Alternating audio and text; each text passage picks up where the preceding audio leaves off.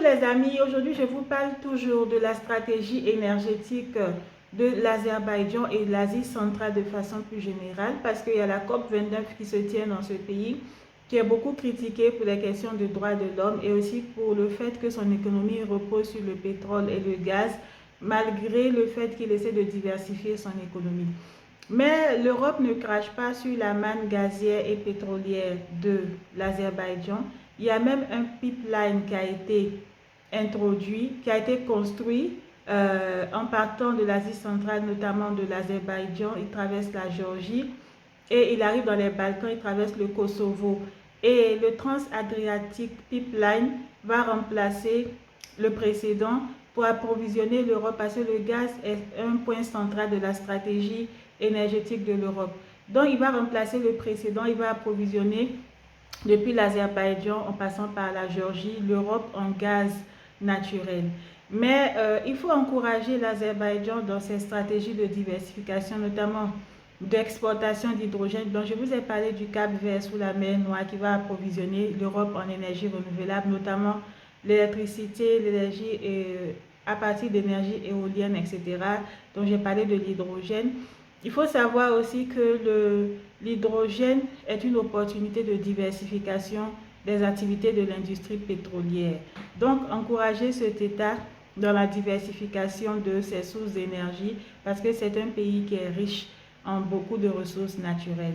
Donc, le Trans-Adriatic Pipeline passant par le Kosovo va approvisionner l'Europe en gaz venant de cette région de ce pays qu'est l'Azerbaïdjan.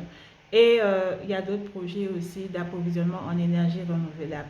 En parlant du Kosovo, je voulais vous dire aussi que c'est un pays qui a un grand potentiel en matière d'hydrogène blanc.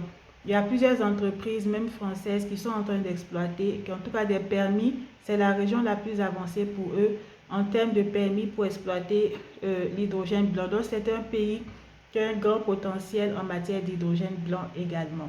Donc la transition énergétique voulue par l'Europe repose sur plusieurs stratégies énergétiques. Les gaz naturels, pour le moment, ils ne peuvent pas s'en passer, mais l'hydrogène blanc occupe une place principale. Le lithium n'est pas une énergie renouvelable, déjà pour commencer, et ce n'est pas une énergie si propre que ça, vu ses conséquences sur l'environnement en termes de consommation d'eau. Mais c'est une bonne perspective dans le mix énergétique pour les voitures énergétiques, pour les voitures électriques, pardon. Et l'uranium en provenance de pays d'Asie centrale est aussi une bonne perspective dans la stratégie énergétique de l'Europe. Mais l'hydrogène blanc est la meilleure option pour le moment, en sachant qu'il y a un potentiel dans certains pays européens et même des pays comme le Kosovo.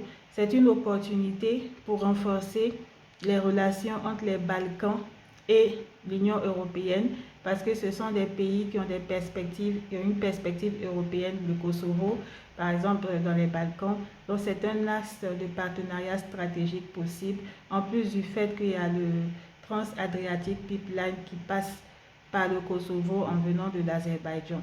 Et c'est une opportunité aussi de renforcer ce axe dont j'ai beaucoup parlé entre les Balkans occidentaux et l'Asie centrale, sans oublier l'Asie du Sud-Est, où il y a des pays qui ont de fortes ambitions en matière technologique, en matière de révolution industrielle. J'ai parlé de la révolution 4.0 en Malaisie, qui ont de fortes ambitions, des perspectives intéressantes en matière de valorisation de leur positionnement géostratégique dans la région Indo-Pacifique. Donc c'est un axe fort qui part de cette région Indo-Pacifique avec ce pays comme la Malaisie qui est en train de se positionner comme un géant dans la région, un géant économique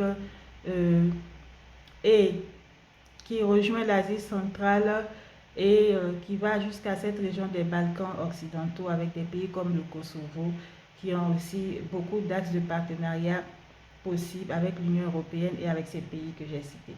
Voilà, c'était mon petit live d'aujourd'hui. Je vous souhaite une bonne journée.